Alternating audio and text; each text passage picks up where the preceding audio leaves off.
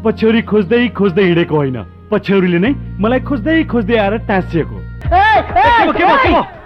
हेर हेर हेर हेर, कट्टुलाउनु पर्दैन तिमीलाई। तर अब यति राम्री सोल्टिनलाई देखेपछि यो ज्यान त्यसै सित्तै फाल्छु र? तिम्रो यो पछ्यौरीमा झुन्डेर मर्न सकिएन, सँगै राख्दा तिम्रो सम्झना आइरह्यो।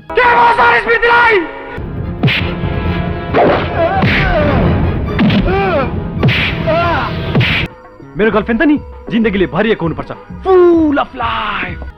सोल्टिनी, म माया प्रीतिमाथि खेलबाड गर्ने पापी होइन। ए, को भन्दा कम थियो मेरो डान्स? माइकल ज्याक्सन भन्दा त कम्ती नै थियो। म कातरले जस्तो तिमीलाई भगाएर लान्न।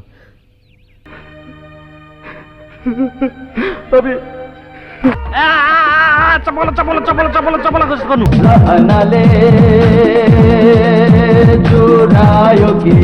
मेरो पहिलो प्रेम तिमीलाई।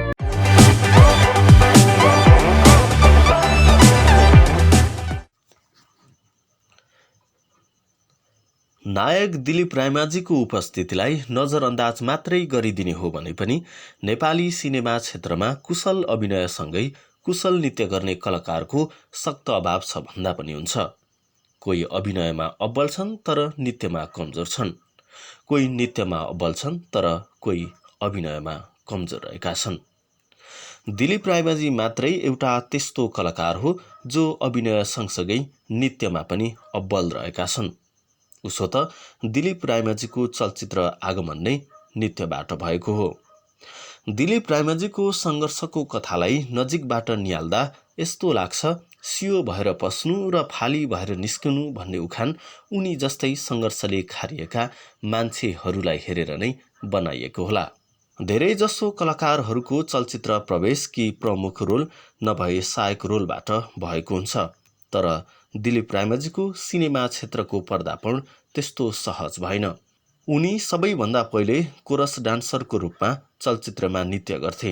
कोरस डान्सरलाई कसले महत्त्व दिने, कसले चिन्ने, उनी गुमनाम जस्तै थिए त्यो समयसम्म। उनले थुप्रै वर्ष चलचित्रका गीतहरूमा कोरस नृत्य गरे। नायक र नायिकाहरू अगाडि नृत्य गर्थे भने उनी र उनी लगायतका साथीहरू नायक र नायिकाहरूको पछाडि नृत्य गर्थे। उनी भन्छन्, सबैभन्दा धेरै राजेश हमालको पछाडि नाचेको छु। 4 दिनसम्म लगातार काम गरेको पारिश्रमिक 1000 आउँथ्यो, त्यो पनि कन्ट्र्याक्टरले 200 जति कमिसन लिन्थे। 4 दिनसम्म नृत्य गरेको 800 रुपैयाँ पारिश्रमिक पाउँदा पनि उनी खुसी नै देखिन्थे।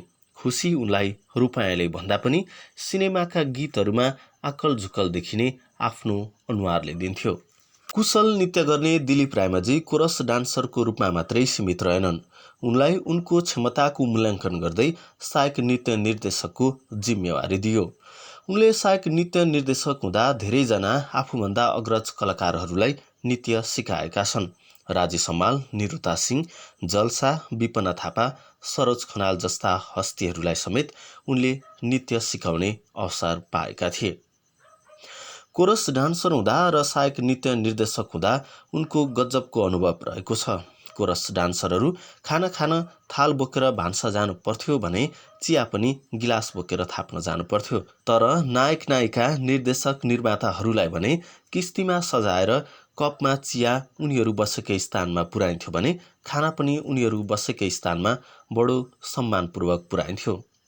अरू सबैलाई चिया, नास्ता, पानी लगायतका सेवाहरू बसेकै स्थानमा आइपुग्दा उनलाई चाहिँ बसेको स्थानमा चिया, खाना, पानी केही पनि आइपुग्दैन थियो। त्यसपछि उनले कोरस डान्सरको लुगा फुकालेरै बस्न थाले।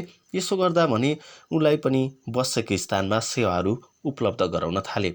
यो उनको प्रतिष्ठासँग जोडिएको विषय थियो। आफ्ना साथीहरूमा शान देखाउन पनि उनी यसो गर्थे। उनले नृत्यलाई शोकका रूपमा लिएका थिए। आफ्नै खुसी र रमाइलोको लागि उनी नाच्ने गर्थे। उनले कहिले पनि सोचेका थिएनन् कि भोलि गएर भविष्यमा नायक बन्छु भनेर। उनको बुवा उनलाई कलाकारिता क्षेत्रमा नलाग्न सुझाइरहन्थे। बुवा भन्थे, यो क्षेत्र भनेको दुखिया क्षेत्र हो। तर दिलीपलाई आमाको माया र साथ थियो। आमाले सधैँ दिलीपलाई केही गर्न उत्साह दिइरहन्थिन्। दिलीपलाई कतै जान परे खर्चहरूको व्यवस्थापन सबै आमाले नै गर्थिन्। त्यसबेला दिलीप आमालाई लाडिँदै भन्थे, आमा म एक दिन टिभीमा देखिन्छु। टिभी अघि बसेर छोरा आउँछ भन्ने प्रतीक्षा गर्दै बसिरहेकी आमा हैरान हुँदै बेला बेला भन्थिन् रे, खोइ टिभीमा त कहिले पनि आउँदैनस्। आमाको कुराले दिलीपलाई भावुक बनाउँथ्यो। त्यसपछि उनले सपना देख्न थाले, म एक दिन ठुलो कलाकार बन्छु र पर्दामा देखिन्छु। तर त्यो सपना पूरा गर्न उनले कम सङ्घर्ष गर्नु परेको थिएन। दिलीप रायमाझीको सिने यात्रा विडम्बनापूर्ण थियो भन्दा पनि हुन्छ, किनभने प्रायजसो कलाकारहरूले क्यामेराको फेस अगाडिबाट गर्छन्, तर उनको हकमा भने ठिक उल्टो भइदियो। चलचित्र ढुकढुकीमा हो उनले सर्वप्रथम क्यामेराको फेस गरेको, तर अगाडिबाट नभई पछाडिबाट। पछाडिबाट क्यामेराले खिचेकाले उनलाई डर त्रास केही पनि लागेन। त्यस्तै उनी अभिनीत पहिलो चलचित्र हो आदिकवि भानुभक्त। त्यो चलचित्र कहिले पनि प्रदर्शनमै आएन। यसरी उनको चलचित्र क्षेत्रको प्रारम्भिक चरण विडम्बनापूर्ण भए पनि समग्रमा उनको चलचित्र यात्रा सफल रह्यो। 2052 सालतिरको कुरा हो। एउटा एवार्ड फङ्सन कार्यक्रममा उनले नृत्य गर्ने अवसर प्राप्त गरे। उक्त कार्यक्रममा प्रायजसो सिनेमा क्षेत्रका प्रतिष्ठित व्यक्तिहरूको उपस्थिति थियो। उनले उक्त कार्यक्रमको प्रस्तुतिलाई पनि सामान्य किसिमले लिएका थिए। अरू कार्यक्रमहरूमा जस्तै उनी नाचे अनि घर गए। उक्त कार्यक्रमको प्रस्तुति आफ्नो जीवनको टर्निङ पोइन्ट बनिदिन्छ भन्ने उनले कहिले पनि कल्पना गरेको थिएनछन्। जब उनी कतै जान बसमा यात्रा गर्दै थिए, एकजना सुन्दर युवती आएर उनको उक्त कार्यक्रमको प्रस्तुतिको तारिफ गर्दै अटोग्राफ मागे। एकछिन त दिलीप रायमाझी छक्क परे। उनलाई त्यसबेलासम्म कसरी अटोग्राफ दिन्छ भन्ने पनि थाहा थिएन। जसोतसो उनले अटोग्राफ दिए। जब उनलाई आफ्ना सहकर्मी साथीले चलचित्र निर्देशक तुलसी घिमिरेले तिमीलाई खोज्दैछ भन्ने कुरा सुनाए, तब उनी तुलसी घिमिरेलाई खोज्दै भेट्न गए। तुलसी घिमिरेसँगको कुराकानी पछि थाहा भयो उनी एउटा नृत्य प्रधान चलचित्रको मुख्य भूमिकाको लागि दिलीपलाई खोजिएको रहेछ। तर त्यसबेला निकै ढिलो भइसकेको थियो। त्यसबेला दिलीपसँग मोबाइल बोक्ने हैसियत पनि कहाँ थियो र यदि भएकै भए पनि मोबाइलको उपलब्धता अहिले जस्तो सर्वसुलभ थिएन।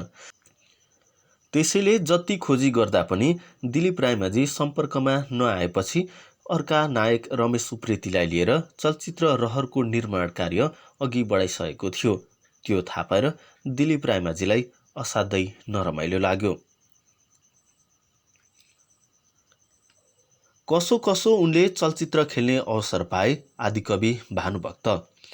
आदिकवि भानुभक्त चलचित्रमा उनको भूमिका भानुभक्तको थियो। आफ्नो स्वभाव र धारभन्दा बिल्कुलै फरक थियो उनको चरित्र। तरै पनि उनले उक्त अवसरलाई गुमाउन चाहेनन्। उनको पहिलो चलचित्रको सुटिङ अनुभव उति सुखद रहेन। उनी बारम्बार डायलग बिर्सन्थे, हडबडिन्थे, लाइटको प्रकाशले सिधै क्यामेरामा हेर्न सक्दैन थिए। त्यसबेला उनले सोचे चलचित्र क्षेत्र मेरो लागि होइन रहेछ। तरै पनि उनले हार मानेनन्। निरन्तरको मेहनतपछि उनलाई त्यही गाह्रो क्षेत्र नै पछि गएर सजिलो भयो। मुख्य चरित्रमा अभिनय गर्न थालेदेखि नै दिलीप रायमाझीलाई आफ्नो चलचित्रमा अनुबन्धित गर्न चाहने निर्देशक र निर्माताहरूको होड चल्यो। आफू अभिनीत चलचित्र प्रदर्शन नै नभइकन उनले थुप्रै चलचित्रहरूमा अभिनय गरिसकेका थिए। उनीसँग यति धेरै कामको चाप थियो कि लगातार 72 घण्टासम्म पनि उनले काम गरेका छन्।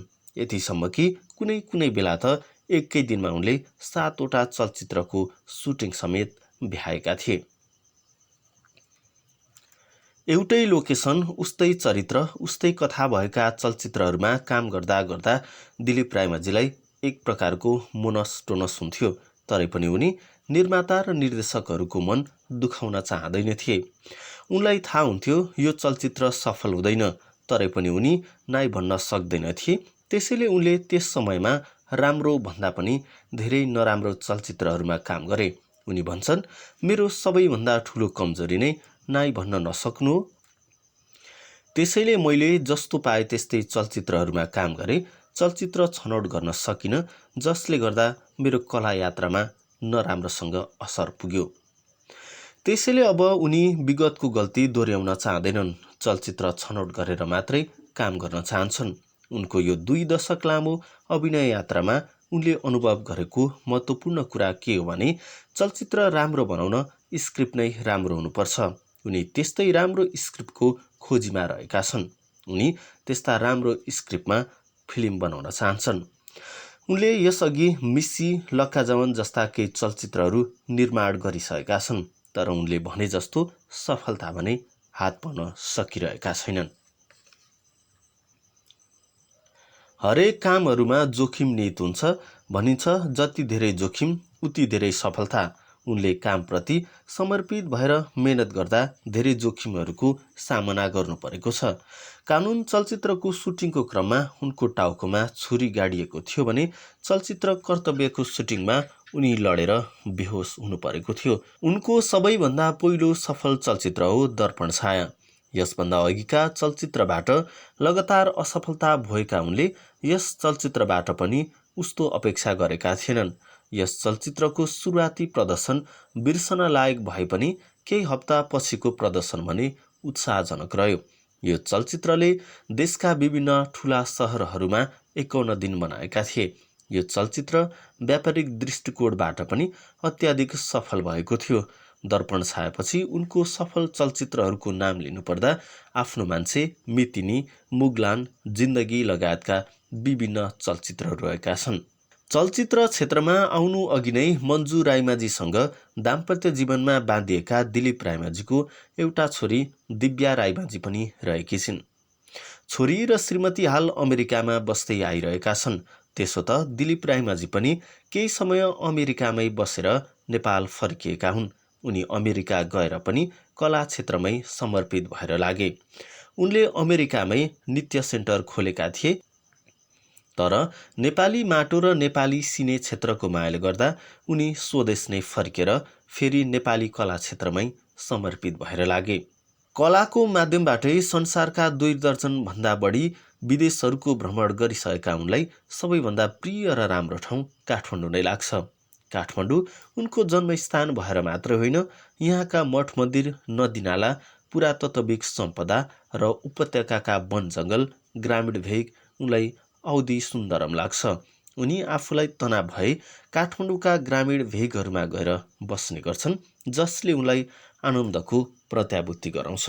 नेपाली सिने जगतका सदाबहार नायक दिलीप राईमाझीको जन्म 2033 साल असोज 30 गते शनिबारको दिन कीर्तिपुरमा भएको थियो। 4 जना सन्तानहरूमध्ये उनी सबैभन्दा कान्छा सन्तान हुन्। उनी सानैदेखि चञ्चले स्वभावका थिए, कतै गीत बजे नाचिहाल्थे। उनी बाल्यकाल भन्ने बित्तिकै सानोमा गल्लाको पैसा चोरेको कुरा सम्झिहाल्छन्। उनीहरूको घरमा किराना पसल थियो। उनी गल्लामा रहेका चान्चुने पैसाहरू सधैँ झिक्ने गर्थे। त्यो पैसा लगेर उनी गाउँका एकजना दाजुलाई दिन्थे अनि त्यो पैसा लगेर दिए बापत त्यस दाइले दिलीपलाई स्कटिङ सिकाउँथे। एक दिन दिलीपले गल्लाबाट पैसा झिक्ने क्रममा 100 रुपैयाँको नोट झिकेछन्। त्यसबेला 100 रुपैयाँ भनेको निकै नै धेरै हुन्थ्यो। अरू बेला 5-10 रुपैयाँ झिक्दा बाआमाले थाहा पाउँथेनन्, तर 100 रुपैयाँ गल्लाबाट हराएपछि घरमा हल्लीखल्ली भयो। त्यसपछि घरमा केरकार सुरु भयो। सबैले दिलीपले चोरे होला भनेर शङ्का गरे, तर उनी त्यस आरोपको खण्डन गर्दै प्रतिवाद गरिरहे। भनिन्छ नि, काटेको र ढाँटेको मिल्दैन। दिलीपले पैसा चोरेको कुरा पत्ता लागेरै छोड्यो। त्यसपछि उनले बुवाको हातबाट रामधुलाई खाए। त्यो घटनापछि दिलीपको नाम नै पैसा चोर भयो। बाल्यकाल भन्ने बित्तिकै उनी त्यो घटनालाई सम्झिहाल्छन्। दिलीप राईमाझी आफूलाई कलाकार मात्रैको परिचयबाट परिचित हुन मन पराउँछन्। वरिष्ठ, कनिष्ठ, अघिल्लो पुस्ता, पछिल्लो पुस्ता भनेर भेद गर्न मन पराउँदैनन् भने कसैले यसरी भेद गरेको पनि उनलाई निको लाग्दैन। उनको परिभाषामा कलाकार भनेको मात्रै कलाकार हो। अहिलेका चलचित्रहरूले समाजको चित्रण गर्न नसकेकोमा उनी गुनासो गर्छन्, तर सिङ्गो नेपाली सिने जगतको भविष्य उज्यालो देख्छन्। नेपाली सिने जगतको भविष्यलाई उज्यालो बनाउनका लागि अझै पनि हामी नायक दिलीप राईमाझीबाट उज्यालो अपेक्षा राख्न सक्छौँ।